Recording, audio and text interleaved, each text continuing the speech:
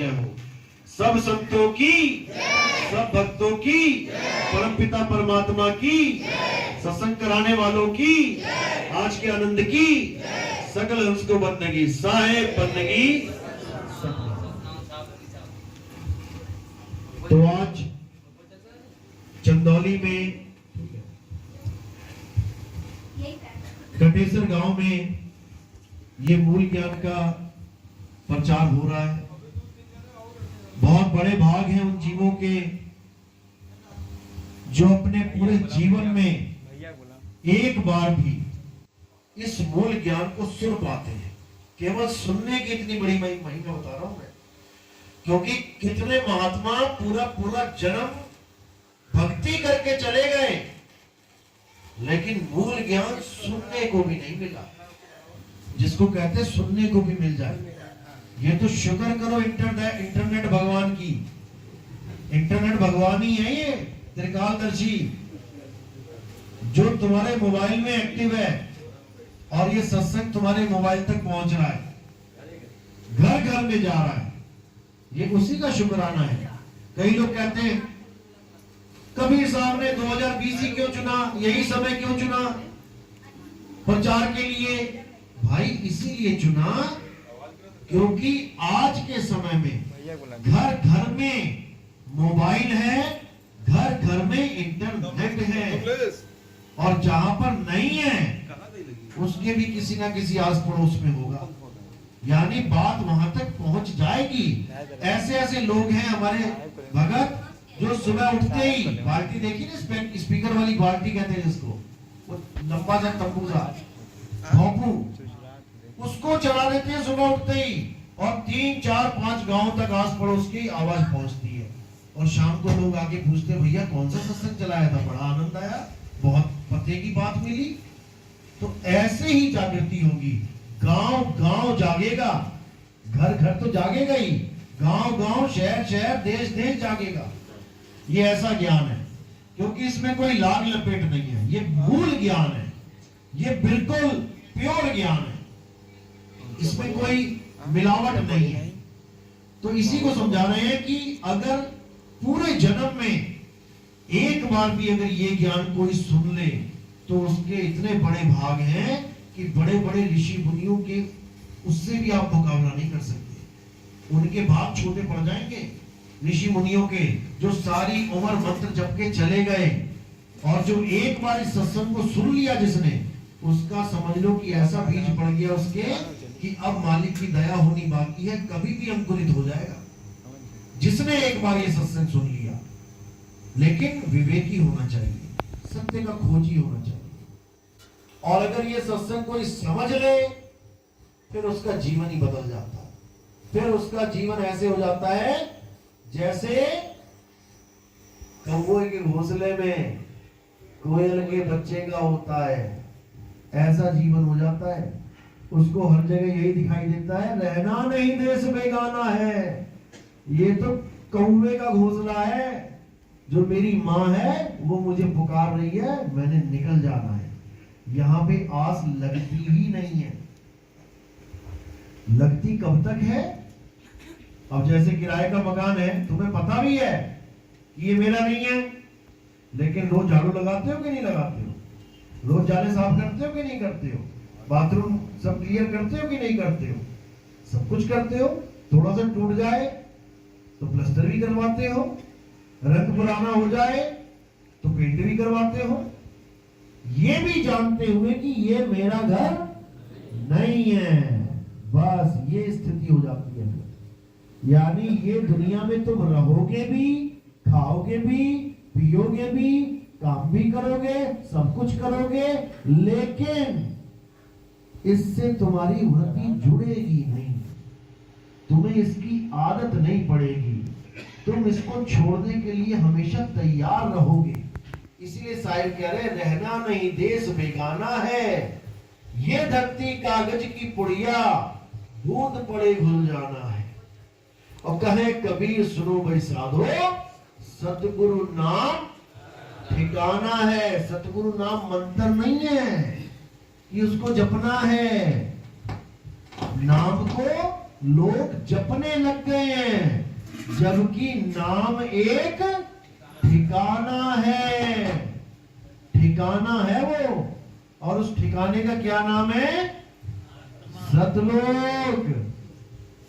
लोक अलोक शब्द है भाई। शब्द क्या है? आत्म देवी शब्द है, और उसी शब्द में तुमने समाना है।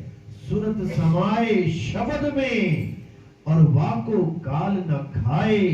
जाप मरे अजपा मरे, अनहद भी मर जाए। जो लोग नाम को जपते हैं, नाम को जिन्होंने जाप समझ लिया है, किस किस के गुरु ने माला पकड़ाई थी हाथ में कि नाम जपो? हाथ खड़े करो।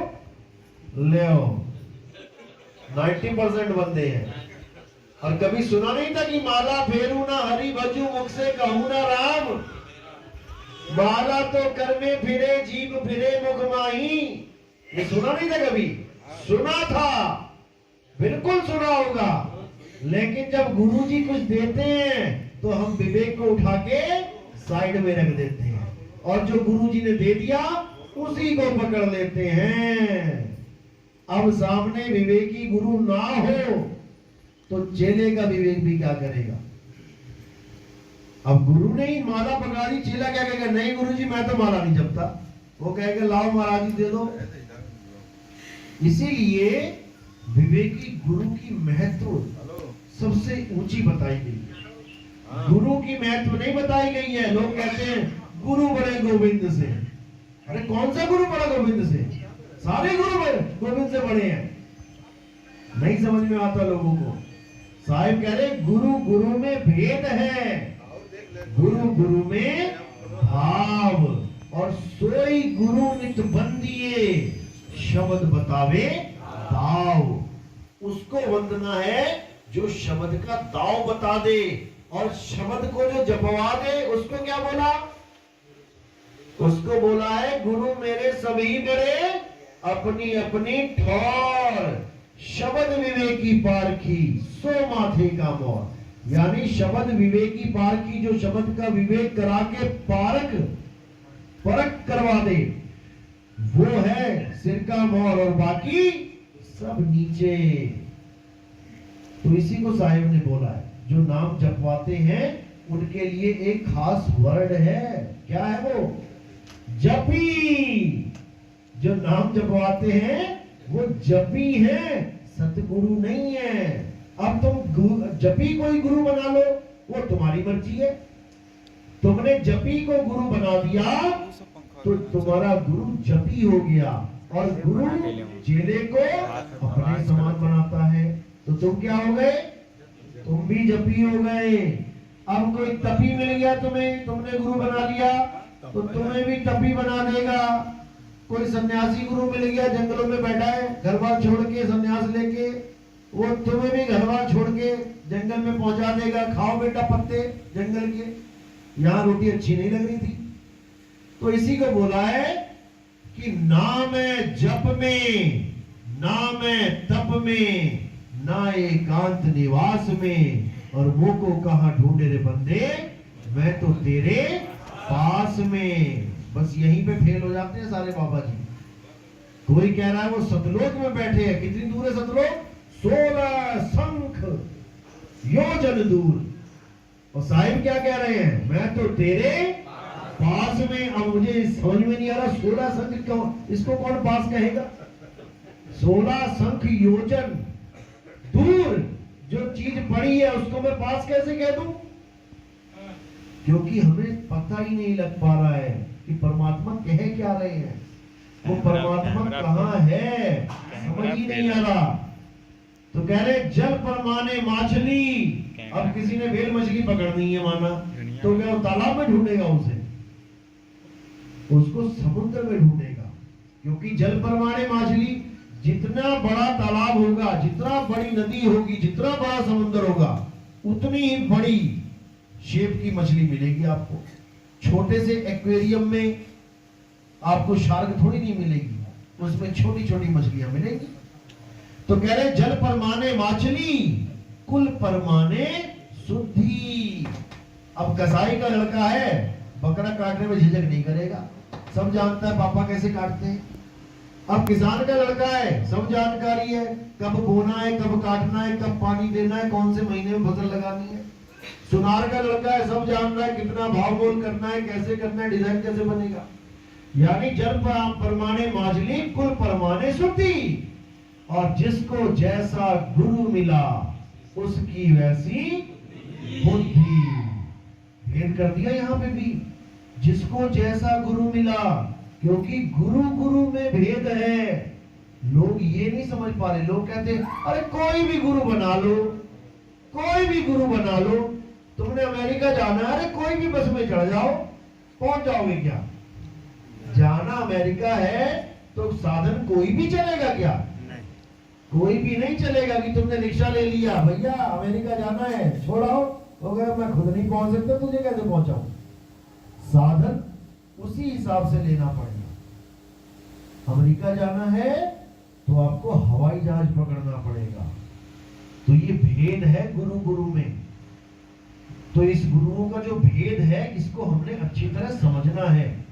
तो साहिब कह रहे नाम है जप में, जो गुरु तुम्हें जप देते हैं, जो निरंजन ओंकार अरंकार सोहम सतनाम ओम कलियम हरियम शरियम सोहम सत्यम, दुनिया भर के नाम, हरे कृष्णा हरे राम, वाहेगुरु वाहेगुरु, अल्लाह अल्लाह, गॉड गॉड, ये सब जपी हैं। ये तुमसे नाम जपवाने में लगे हैं। कई तो ऐसे गुरु बैठे हैं, तुम बस जाके वैरायटी तो बताओ कि कौन सा भगवान चाहिए। फिर देखो क्या करते हैं, तुम बोलोगे गुरुजी मुझे राम भगवान चाहिए, बेटा राम राम जप। गुरुजी मुझे कृष्ण जी चाहिए, अरे हरे कृष्णा जप। गुरुजी मुझे शंकर जी चाहिए, ओम नमः शिवाय जप।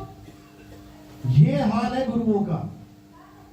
जैसे तुम मार्केट में गए जी आलू चाहिए, बेटा पैसा यहां रख और घर में जाके आलू आलू जप। भैया भिंडी चाहिए, घर में जाके भिंडी भिंडी जप। आलू भिंडी जो भी चाहिए वो जप। बताओ, ये हाल है। क्यों? क्योंकि अज्ञानता है। उनको यही समझ में नहीं आ रहा कि करना क्या है।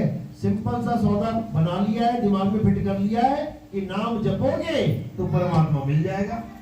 इसीलिए इतनी दुकानें चल रही हैं, केवल इसलिए। हर गुरु कोई ना कोई नाम लेके बैठा है।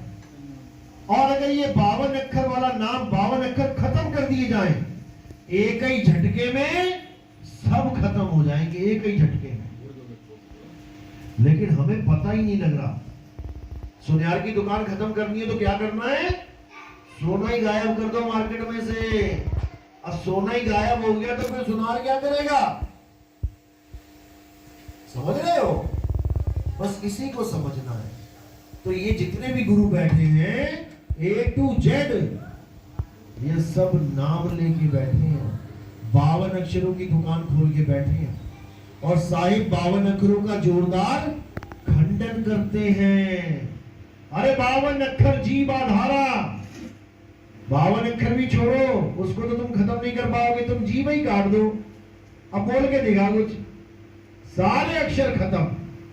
तो साहिब कह रहे 52 अक्षर जीव आधारा, आदि अक्षर जीभ्या से न्यारा, वाही को सत सिमरन कहिए, सिमर सिमर नर उतरो पारा। उसी को सत सिमरन कहते हैं जो 52 अक्षरों से परे है। और जो 52 अक्षरों से परे है वो है क्या? आत्मदेव। वो 52 अक्षरों से परे है। गरीबदास जी कह रहे हैं 52 अक्षर लेख राम रंग होरी हो, वो अक्षर या में नाही राम रंग होरी हो, कागज कलम कलेस राम रंग होरी हो, वो रहा शेष का शेष राम रंग होरी हो।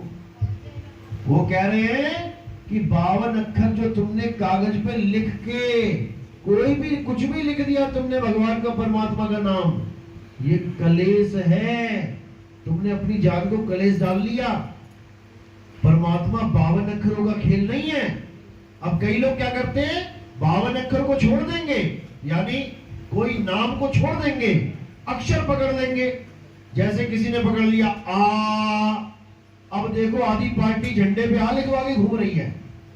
देखा ना पंथ, एक झंडे पे आ लगा के बैठा हुआ है। अब वो कोई नाम नहीं दे रहे हैं, लेकिन आ को ही मान रहे हैं। अब कोई जो ऊ को भी मानता है, आ ऊ, ये भी अज्ञान है। बैठे यहाँ पे कौन है आऊ वाला? हाथ खड़े करो, जिसको आज तक आ ऊ मिला था। कोई तो होगा, वो देखो, ये तुम्हें तो आ मिला ना, आ के साथ ऊ वाला भी होगा, उधर है ना, ये देखो ये। अच्छा ये भी है, आ ऊ। अब ये समझो कि ये दो अक्षर पकड़ के बैठे हैं और बात क्या करेंगे? एक अक्षर की बात करेंगे, एक परमात्मा की, और दे देंगे दो। फिर कैसे बात बनेगी भाई? इन दोनों में से भी निबेड़ा करो फिर। ये भी गलत है, ये भी गलत है। तो इसी को कबीर साहब समझा रहे हैं बार बार। मदन साहब की वाणी देखो, जो रामपाल जी महाराज ने अपने ग्रंथ में छाप दिया कि बाबा नानक की वाणी है कौन सी? सोई गुरु पूरा कहावे, दो अक्षर का भेद बतावे, एक छुड़ावे एक लखावे, तब प्राणी निज घर को जावे। उन्होंने अपने ग्रंथ में छाप दिया कि ये बाबा नानक की वाणी है। और जब मैंने फोन किया 2010 में और मैंने पूछा कि मुझे जरा पेज नंबर बता दो, उसके बाद फोन उठाना ही बंद कर दिया। फिर दूसरे फोनों से करके मैंने बात शुरू करी, तो मुझे कहते ऐसा है कि आप ज्ञान चर्चा करना। क्योंकि मैंने बोला, मैं 2010 से बोल रहा हूं कि मुझे ज्ञान चर्चा करवा दो एक बार रामपाल जी महाराज से, लेकिन उनका कोई चेला उनके पास ना फटकने दे रहा। तो जब मैंने कहा कि भाई मैंने ज्ञान चर्चा करनी है, तो मुझे कहते अपने आश्रम की पुस्तकें भेज दो। मैंने कहा अच्छा, पुस्तकें भेज दे, तुम्हें ग्रंथ भेज दें, ताकि जैसे बाकी लोगों के ग्रंथ दिखा के अपने मन से ही लाइनें लगा के कुछ का कुछ बोल रहे हो, हमारा ग्रंथ भी खोल के दिखा दोगे कुछ ना कुछ। तो मैंने मना कर दिया। आज भी लोग ये सवाल पूछते हैं रामपाल जी के भगत कि आप पहले कहां गए थे जब हमारे गुरु ने सबको चैलेंज किया था। मेरा नाम नितिन दास है, और अपने जितने भी पुराने भगत हैं आप लोगों से, उन सबसे पूछ के देखो, फेसबुक पे सबसे ज्यादा चर्चा मेरे साथ चलती थी रामपाल जी के भक्तों की। 2010, 11, 12, 13, 14, 15 5 साल लगातार फेसबुक पे ज्ञान चर्चा चली है। कितने भक्तों ने तो उसी वक्त छोड़ दिया था उनको, अभी जेल में भी नहीं गए थे। तब की बात कर रहा हूं मैं, क्योंकि लोग आज भ्रम फैला रहे हैं जी ये तो रामपाल जी महाराज जेल में चले गए इसलिए आ गया, ये सामने आ गया। अरे भाई 2010 से चल रहा हूं मैं, आज 13 साल हो गए मुझे इस 13वें पंथ को चलाते हुए, लेकिन समझ में नहीं आएगा। तो वैर विरोध किसी के साथ नहीं है, लेकिन जो सत्य है वो सत्य ही है। ये एक बेस था, ये बेस था, यानी ये निचले स्तर की एक पढ़ाई थी। इसको भी हम संतों ने एक नाम दे रखा है। क्या नाम है इसका? पवित्र ज्ञान। पवित्र ज्ञान इसका नाम है, इसको पवित्र ज्ञान कहते हैं। ये भी बहुत जरूरी है आपके जीवन में। इसीलिए संतों ने, कबीर साहब ने बोला, पवित्र ज्ञान तुम जग में भाखो और मूल ज्ञान गुप्त कर राखो।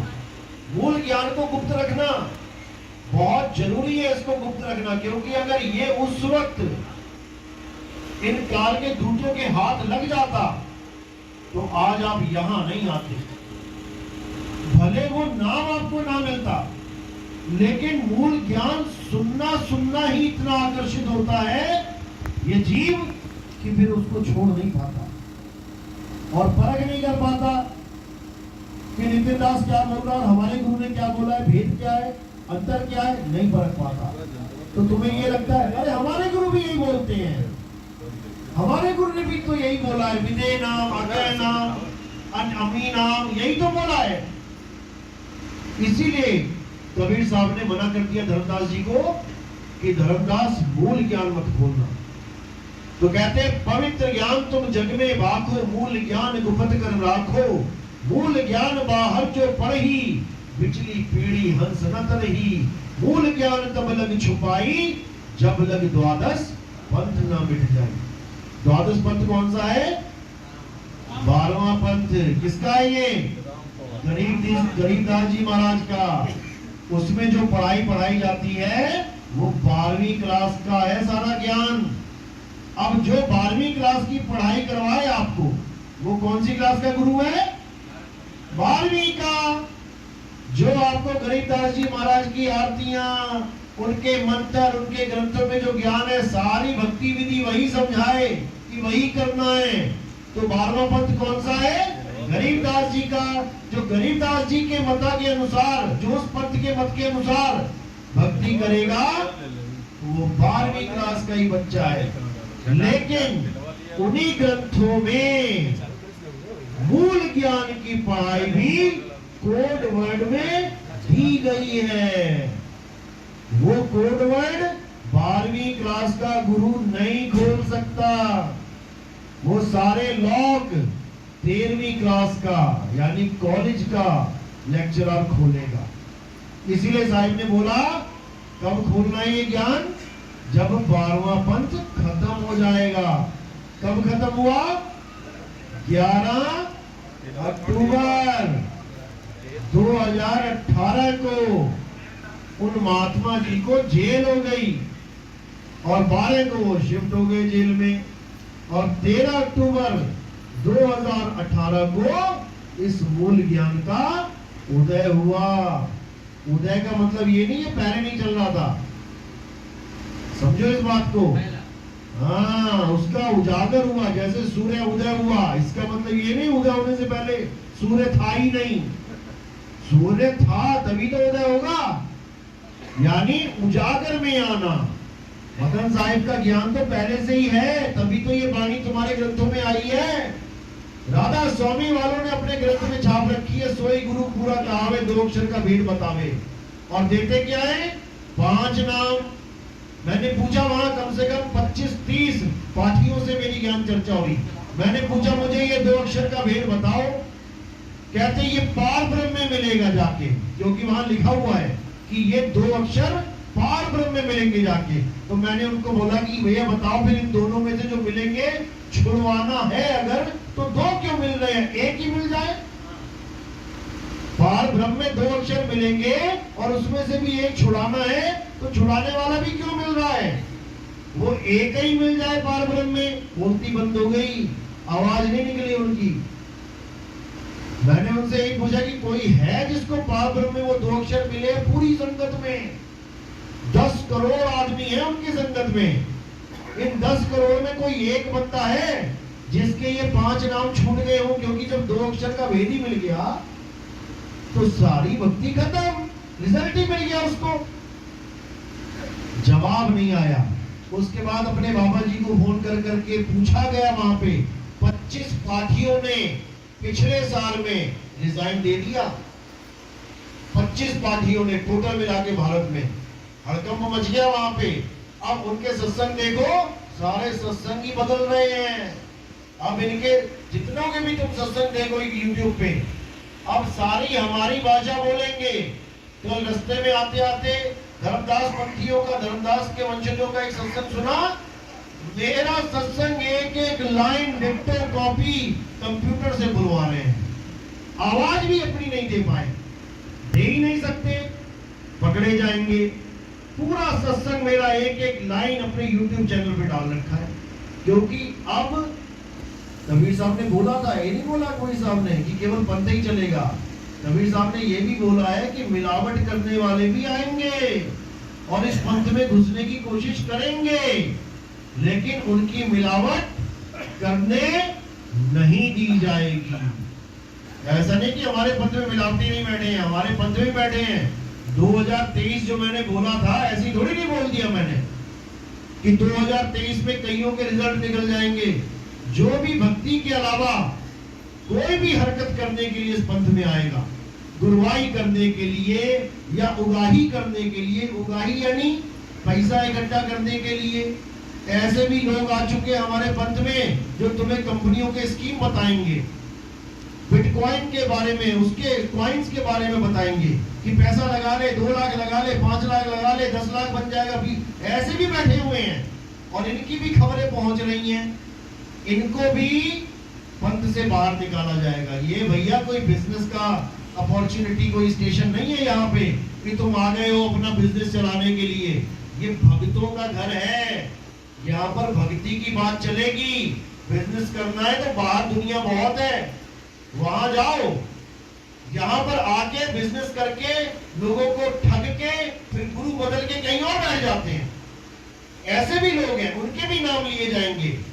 क्यों लिए जाएंगे? कोई दुश्मनी नहीं है हमारी, वो कहीं जहां मर्जी जाए भक्ति करे, लेकिन लोगों को नुकसान ना पहुंचा पाए, क्योंकि नाम यही बोलते हैं वो, मैं तो नितिन दास का शिष्य हूं। अब सामने वाला यकीन कर लेता है कि अरे गुरु जी का शिष्य है तो 1 नंबर होगा। ये नहीं पता कि 1 नंबर बाहर से अंदर से पूरा 10 नंबर है। तो ऐसे लोगों से भी बचाना गुरु का ही फर्ज है। ये सरकार का फर्ज है कि आपको फैसिलिटी देना भी और आपको मच्छरों से भी बचाना है। स्प्रे कराने के लिए भी तो सरकार ही आती है। वो आदमी देखा ना, धुआं लेके आता है, तुम्हें कष्ट होता है लेकिन तुम्हारे बचाव के लिए। इसी प्रकार हमारे पंथ में भी बहुत खटमल मच्छर हो गए हैं जो खून चूस रहे हैं भक्तों का। इनका भी सफाया जरूरी है।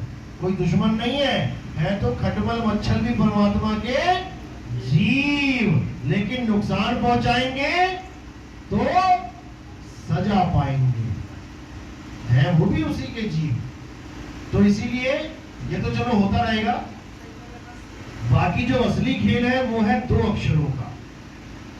जब तक 2 अक्षरों का खेल समझ में नहीं आ गया, किसी की मुक्ति नहीं हो सकती।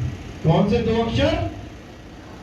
52 अक्षर जोड़े यान, सकिया न अक्षर एक पहचान। बस यही खेल है सारा। आप कोई भी नाम जपते हो, कोई भी, वो सब अक्षरों से ही बना है। वो अक्षरों से ही बना है, अक्षरों का ही खेल है। तो कह रहे हैं 52 अक्षर जोड़े यान, सकिया न अक्षर एक पहचान। इन 52 अक्षरों को छोड़ना है, इन 52 अक्षरों को छोड़ना है और एक अक्षर को जान लेना है। और वो एक अक्षर क्या है? आत्म स्वरूप ही वो अक्षर है जिसका कभी नाश नहीं होता। अक्षर का मतलब होता है अविनाशी। अब अविनाशी तो जीव भी है, अविनाशी तो ब्रह्म भी है। तो फिर क्या करें? इन तीनों में भी जो अविनाशी है वो आत्म देव के लिए संकेत किया गया है। कोई जीव को ना समझ ले, क्योंकि अक्षर गीता में भी बोला गया है कि 2 प्रकार के पुरुष हैं, एक शर पुरुष, एक अक्षर पुरुष। तो फिर बंदा ये ना सोच ले कि शायद उस अक्षर पुरुष की पूजा करनी है, शायद वो अक्षर पुरुष कबीर साहब बोल रहे हैं, वो नहीं बोल रहे हैं। 2 प्रकार के पुरुष गीता में है, एक शर पुरुष, एक अक्षर पुरुष। शर पुरुष यानी नाशवान कौन है? ये काया। अब ये पुरुष ही तो बैठा है, कोई भी कहेगा ये पुरुष बैठा है, लेकिन ये नाशवान है। अभी मुंडी पे चले तलवार, सिरकलम यानी नाशवान पुरुष। अब एक अक्षर पुरुष है, वो कौन है? जो इस पुरुष को चला रहा है, जीवात्मा, जो अविनाशी है। ईश्वर अंश, जीव अविनाशी। अब जो अविनाशी जीव है वो अपने आप को शरीर मान बैठा है, इसलिए डरता है, मुझे मत मारो। और मरेगा कौन? शरीर। अपने आप को शरीर मान बैठा है, इसलिए डरपोक है, इसलिए पूजनीय नहीं है। इसको समझना है वो भी अविनाशी। ये पारक सिद्धांत वाले जितने भी गुरु बैठे हैं, ये किसी जीव को परमात्मा सिद्ध किए बैठे हैं। ये यही बात करते हैं कि देखो जीव अविनाशी है, यही परमात्मा है। अभी इसके पीछे कुत्ता पड़ जाए तो धोती उठा के भागेगा। क्यों भागेगा? क्योंकि निडर नहीं है। जीव सोई जो जुग जुग जीवे, उत्पत्त प्रलय माही। उत्पत्त प्रलय क्या है? ये काया ही उत्पत्त प्रलय है, उत्पन्न हो रही है, प्रलय में जा रही है। जीव सोई जो जुग जुग जीवे, उत्पत्त प्रलय माही। देह धरे भर भर में 84 निर्भय कबहू नहीं। जो निर्भय ही नहीं है तुम उसको प्राप्त करके क्या करोगे? और नानक साहब क्या कह रहे हैं? एको सतनाम कर्ता पुरुष निर्भय। अब देखो फर्क पड़ गया ना। जो बाबा नानक जिसकी बात कर रहे हैं वो निर्भय है, और जो जीव है वो निर्भय कबहू नहीं। आ गया ना फर्क दोनों में। जो गुरु ये कहते हैं कि परमात्मा तुम्हारे शरीर के अंदर है, असल में वो जीव को परमात्मा मान बैठे हैं कि तेरे अंदर भी परमात्मा, तेरे अंदर परमात्मा, तेरे अंदर भी, यानी जीव को ही परमात्मा मान लिया। और जो परमात्मा है वो जीव नहीं है। वो जीव नहीं है तो वो देह में नहीं है, क्योंकि देह में कौन है? जीव है। जून में जीव है और परमात्मा अजूनी है। एको सतनाम कर्ता पुरुष निरपहो निर्वैर अकाल मूरत अजूनी। अजूनी यानी जो किसी शरीर में नहीं है। अभी सुबह फोन आया एक रामपाल जी के भगत का, कहता मैंने इतना इतना इतना ज्ञान इतना सुना, लेकिन आपका सुन के अटक गया बीच में। अब समझ में नहीं आ रहा क्या किया जाए। मैंने कहा पूछो क्या करना है। कहते आत्मा बताओ कहाँ है, आत्मदेव कहाँ है, शरीर में कहाँ रहता है। मैंने कहा भाई तुझे किसने कह दिया कि आत्मदेव शरीर में रहता है? शरीर में जीव रहता है, आत्मदेव नहीं रहता। आत्मदेव की तो प्राप्ति तुम्हें करनी है। आत्म ज्ञान बिना नर भटके। नर कौन है?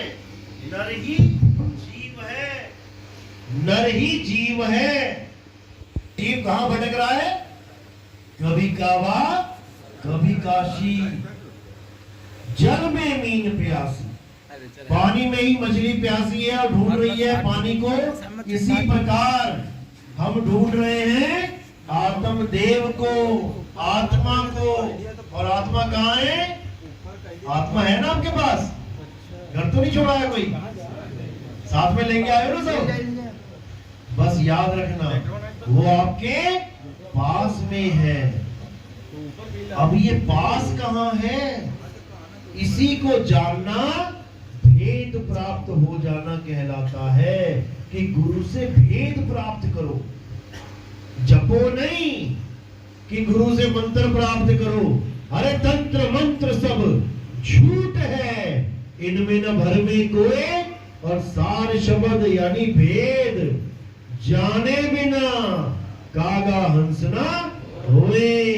यहाँ पर स्वरूप बदलने का ज्ञान दिया जा रहा है। अगर कागा राम राम राम राम करेगा तो हंस बन जाएगा क्या? यहाँ रूप बदलने की बात है। कागा हंस ना होए। अब रूप कैसे बदलेगा? कागा कौन सा रूप है? कागा क्या है? कौवा। कौवा है ना? कहाँ है कौवा इस वक्त? कहाँ है कौवा? डाल पे बैठा है, गाँव गाँव कर रहा है। ये बैठा है कौवा, ये कौवा बैठा है। अब इस कौवे को क्या बनाना है? हंस बनाना है। कागा से हंसा किया और करत न लागी वार। बिल्कुल देर नहीं लगेगी। जैसे ही समझ जाओगे वैसे ही काम शुरू हो जाएगा, सफाई चालू हो जाएगी। यानी तुम अभी अपने आप को देह मान बैठे हो। कितने आदमी हैं? हाथ खड़े करो। आदमी आदमी लोग हाथ खड़े करो। आदमी आदमी करो, केवल केवल आदमी आदमी। देखो 4-5 ने खड़ा कर दिया, क्योंकि वो अभी अपने आप को आदमी मान रहे हैं। अपने आप को आदमी मान रहे हैं, इसलिए हाथ खड़ा कर दिया। क्या तुम आदमी हो? आदमी क्या होता है? मनुष्य क्या है? मनुष्य एक चोला है। मानुष्य चोला दुर्लभ है। मनुष्य चोला है, तुम चोला हो क्या? तुम चोला नहीं हो। अब जो जो समझ रहा है कि मैं चोला हूं वो है कागा, और जो समझ जाए कि मैं आत्मा हूं वो हो गया हंसा। ये भेद है दोनों में, यही समझना है। अब कागा क्या करेगा? कागा मंत्र जपेगा, क्योंकि कागा को मंत्र ही जपने हैं, बेचारे को क्या करे, वो हंसा तो बन नहीं सकता। लेकिन जो हंस है वो मंत्र नहीं जपेगा, वो अपने स्वरूप को प्राप्त करेगा। यही गीता में समझाया, लेकिन ये गीता को पढ़ने वाले समझ ही ना पाए।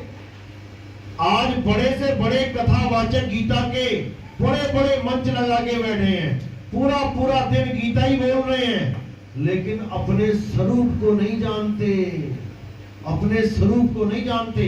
और गीता क्या कह रही है? हे अर्जुन, जो अपनी आत्मा में रमण करते हैं, जो अपनी आत्मा में तृप्त हैं, जो अपनी आत्मा में संतुष्ट हैं, उन्हें किसी धार्मिक कर्म कर्तव्य को करने की जरूरत ही नहीं है, जरूरत ही नहीं है। लेकिन कौन समझाए ये लाइन? इनकी दुकानें खत्म हो जाएंगी सबकी, क्योंकि आत्मा के अलावा जो कुछ भी है वो धार्मिक कर्म कर्तव्य ही है। तो आत्मज्ञान के अलावा ये जो कुछ कर रहे हैं वो वही सब चल रहा है। अगला श्लोक क्या कहता है? आत्म स्वरूप सिद्ध व्यक्ति को किसी अन्य जीव पर निर्भर रहने की आवश्यकता नहीं रह जाती। बिल्कुल क्लियर। कितने लोग ये आस लगा के बैठे थे कि बाबा जी आएंगे, सतलोक ले जाएंगे? हाथ खड़े करो जरा। अरे ऐसा मत करो, केवल एक दो ही खड़े कर रहे हो, और सारे इंतजार में बैठे थे। सारे बाबा जी आएंगे, सतलोक ले जाएंगे। जब सतलोक ले जाएंगे तो फिर बाबा जी ये क्यों बोल रहे हैं कि तेरा परमात्मा तेरे घट में है? जब घट का परमात्मा ही मिल गया तो बाबा जी कौन से सतलोक लेके जाएंगे भाई? जब यही प्यास बुझ गई तो बाबा कौन सी नदी में डुबकी लगवाएंगे जाके? यही नहीं समझ में आ रहा किसी के, क्योंकि कोई जान ही नहीं पा रहा कि चक्कर चल क्या रहा है। ये चक्कर है निर्गुण और सरगुण का। काल चक्र चक्की चले, बहुत दिवस और रात, निर्गुण सरगुण दो पातले, तामे जीव पिसाद। उसमें जीव पिस जाएगा। कौन? जो सरगुण और निर्गुण में अटक जाएगा, क्योंकि परमात्मा ना सरगुण है ना निर्गुण है। अरे निर्गुण सरगुण द्वंद्व पसारा और दोनों पड़ गए काल की धारा। अब ये वाणी बोलने वाले भी गुरु बहुत है, कहते हैं परमात्मा निर्गुण नहीं है, सरगुण नहीं है। उनसे पूछो कौन है, तो कहते हैं लाठी वाला बाबा है। भक्ति करोगे, जब वहां पहुंचोगे तो बाबा लाठी लेके खड़ा है। मैंने कहा लोग तो कहते रहे यहां से तुम एक पैसा नहीं ले जा सकते, बाबा लाठी लेके पहुंच गए।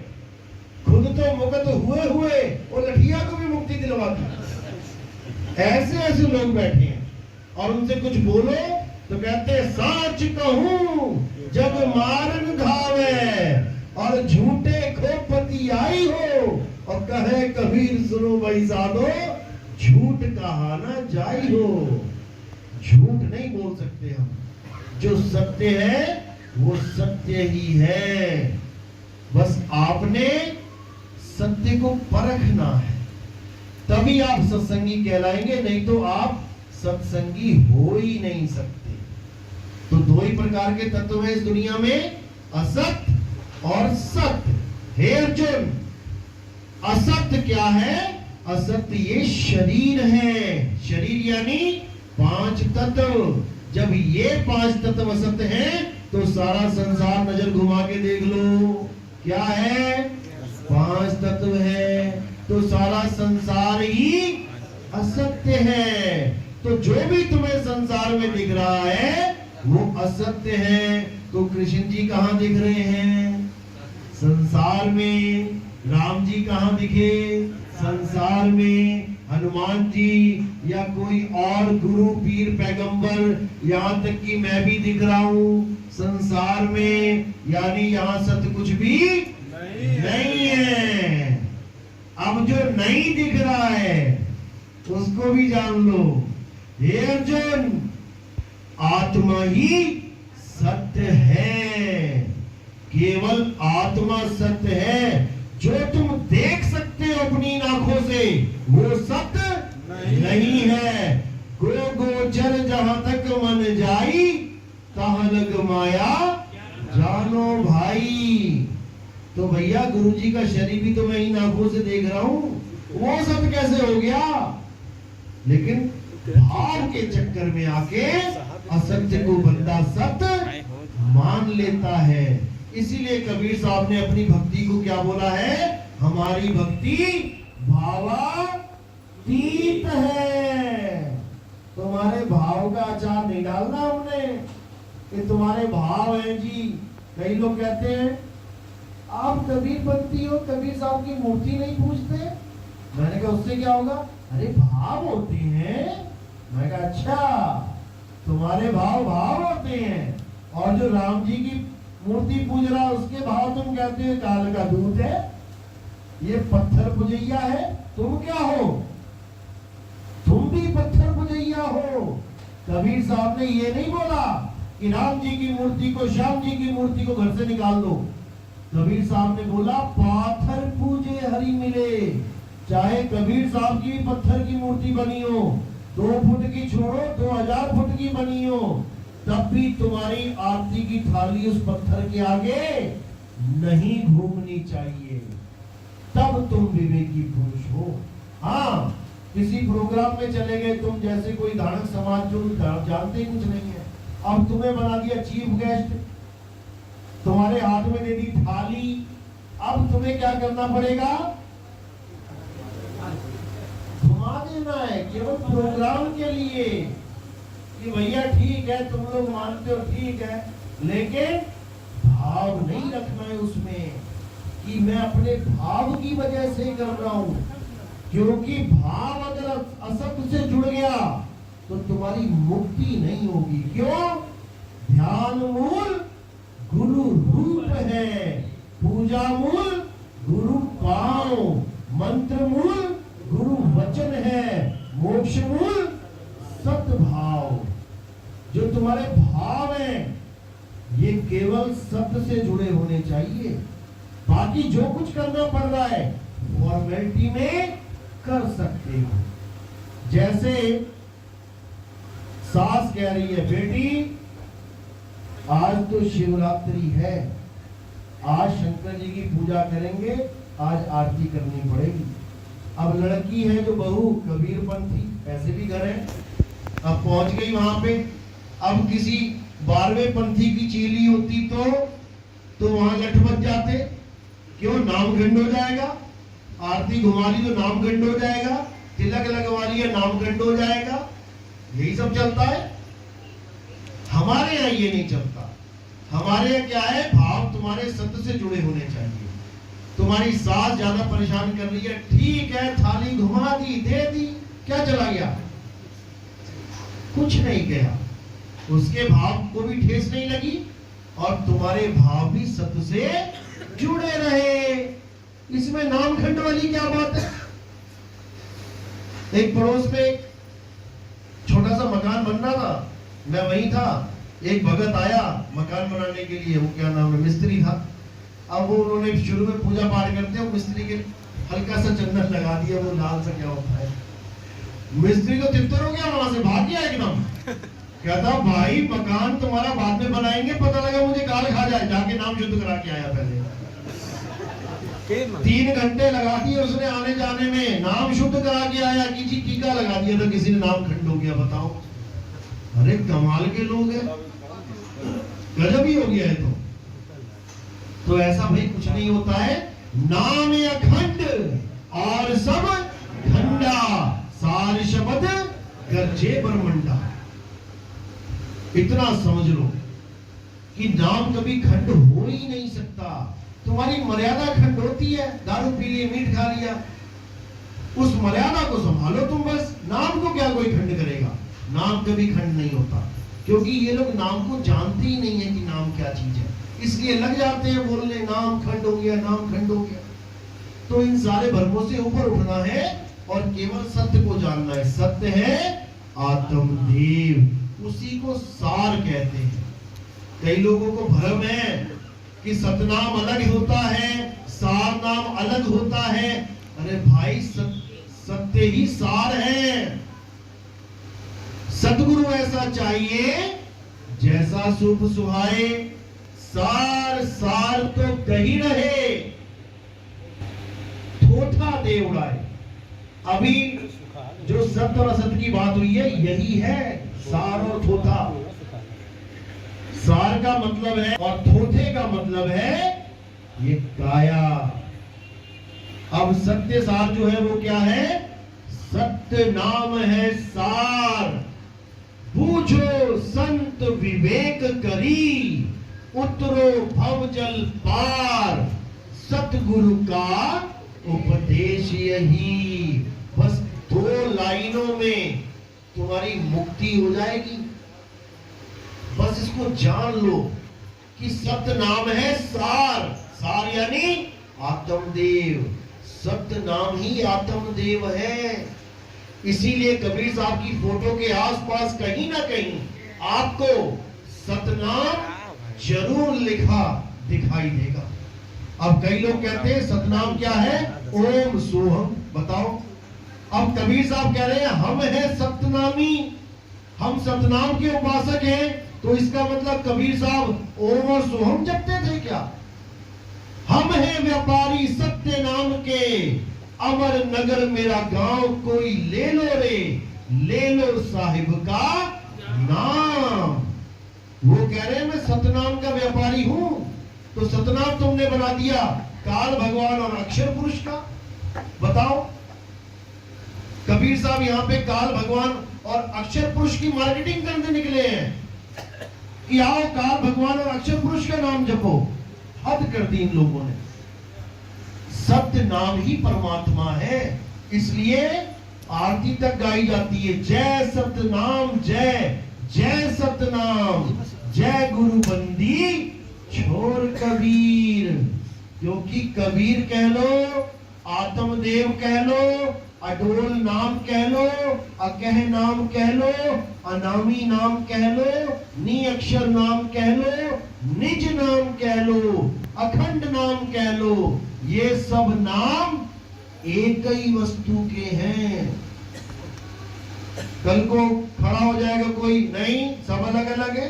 पहले मैं सतनाम दूंगा, फिर सार नाम दूंगा, फिर अमी नाम दूंगा, फिर अकह नाम दूंगा, फिर अखंड नाम दूंगा, फिर अबोल नाम दूंगा, फिर सारा जीवन निकल जाएगा तुम्हारा।